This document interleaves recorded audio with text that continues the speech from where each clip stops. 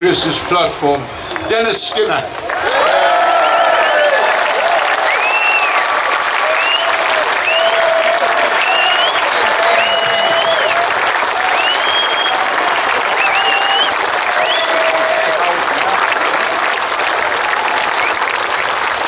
Anyway, it's a bit different from speaking here than speaking in the Palace of Varieties with Cameron and his red face in front of me. Little does he know, we've all got red faces on here today. But his red face is all about lying. And so I shout from that bench when I don't get called, I shout, "He's going red again." And then he tries to bluff it, and he can't help it, and he does go red. It had gone red last week if I'd have got in. I had shot up to catch the Speaker's eye about 20 times, but I never made it. And I've got a wonderful question to him. You know how Cameron likes photo opportunities, and he gets his photo in every paper and on every television screen. I think he could get one even better, and I was going to ask him on Wednesday, have you got any prison visits lined up to see Andy Coulson?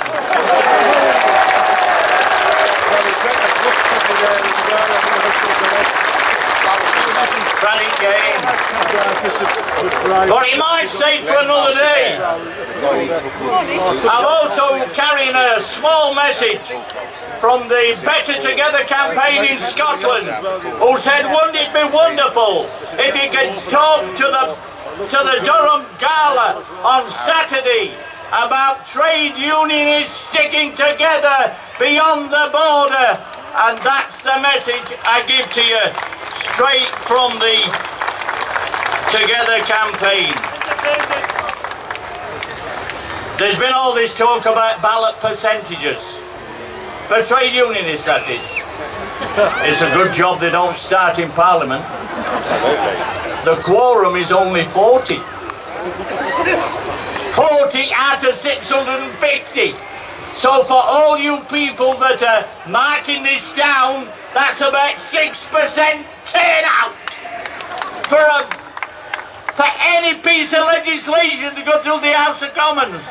That's all you got to get. And in the House of Lords, it's nil, because nobody's been elected. That's why we should abolish it. Anyway.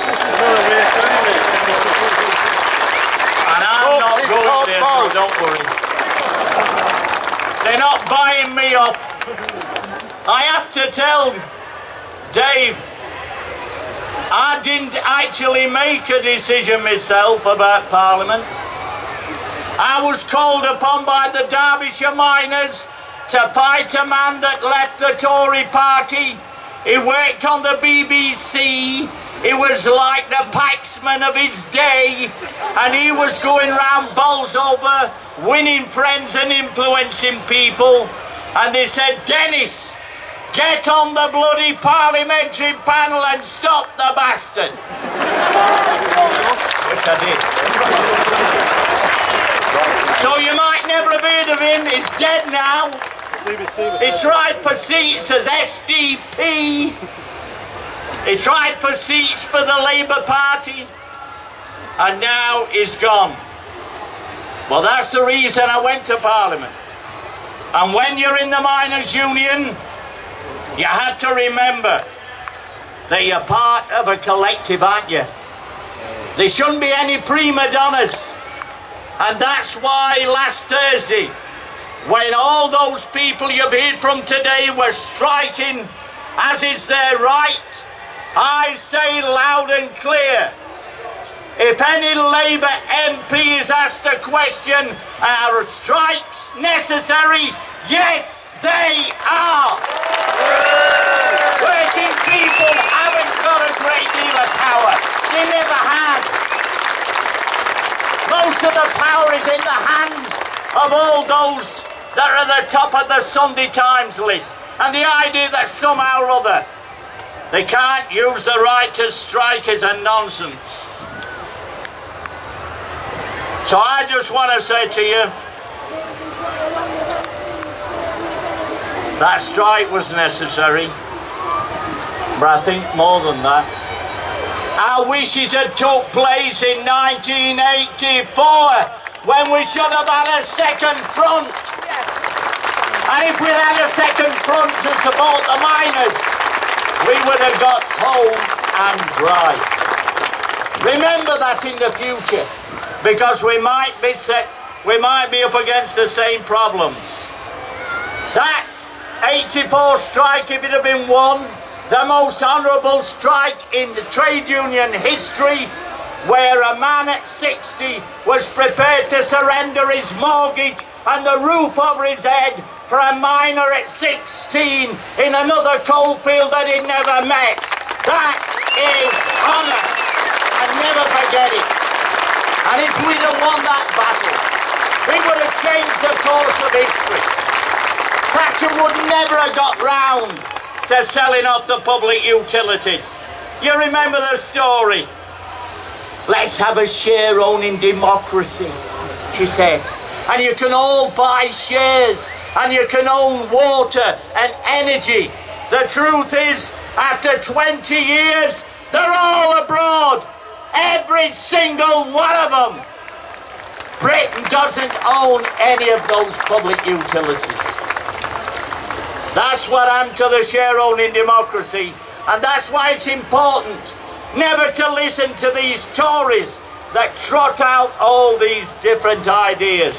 There's going to be one or maybe two pieces of legislation next week, and I'll tell you now, if there's a vote on tapping into everybody's computer in Britain, I'm voting against.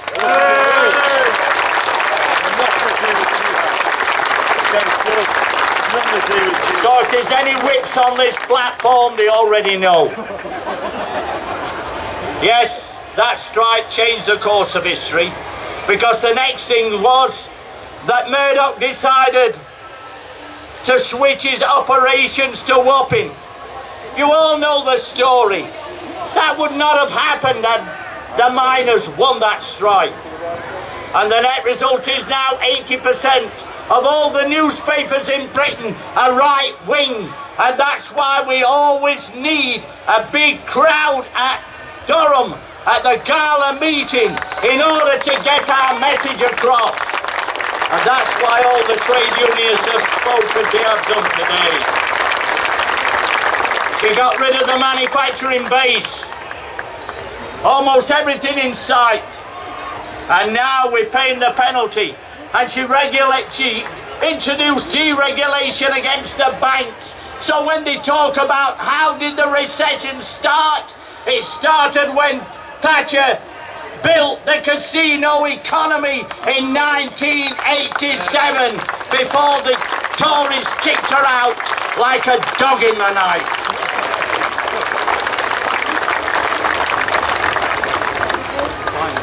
There's another thing we've got to sort out as well in our movement, and that is the mantra of balancing the books.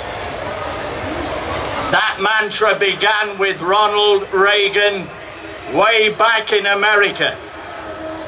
The private sector never balanced the books, so why should the public sector be demanded every single day that they have to balance the books?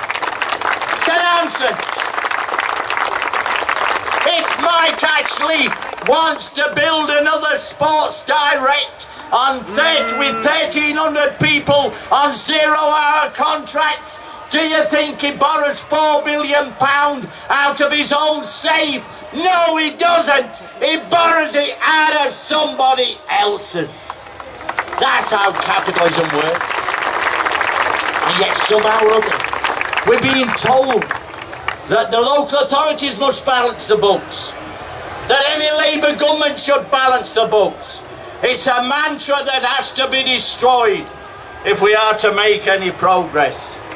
And so during those 2 decades, is it any wonder, with people making money hand over fist with the shares and all the rest of it, that we had this vile abuse of children at the same time?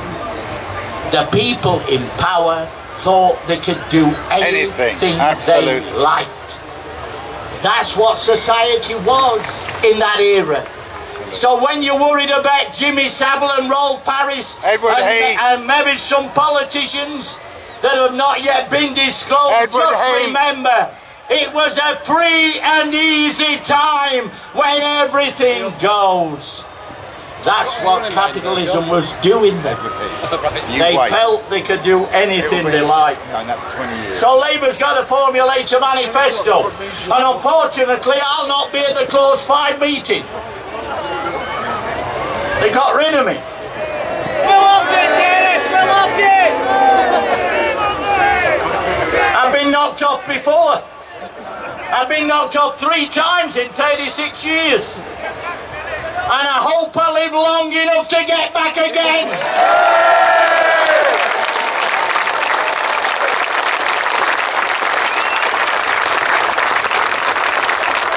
Anyway, I don't feel half as bad as Andy Murray. I don't think he could be as sure as getting the Wimbledon title again as me getting back. And in any case, I can't be anywhere near as bad as all those Brazilians. Life throws a lot of things at you, and you have to stand up. And as a trade unionist, you have to remember you fight back again and again. And that's what we need, that kind of spirit, the 1945 spirit, starting here in Durham, to get an agenda that can beat the Tories, so we don't focus on individuals. The reason why we keep talking about Miliband is because we haven't got the dynamic policies necessary. That's why the speakers you meet today, the teachers, the GMB, the railwaymen, have all told you what's needed. We all know what's necessary, and that's why when you had the Clause 5 meeting before the election, remember what we need to do. First of all, we put an end to the wage freeze when a Labour government gets in. Secondly, we want a living wage right across the length and breadth of Britain. Next, we've got to introduce free collective bargaining in all those areas of the private sector where it doesn't exist at the present time, and get rid of zero-hour contracts, and abolish those agencies that are owned by people like Mike Ashley at Sports Direct, where a woman gave birth to a child on New Year's Day because she didn't get any maternity pay, any maternity grant. That's how evil that system is, and we've got to get rid of it.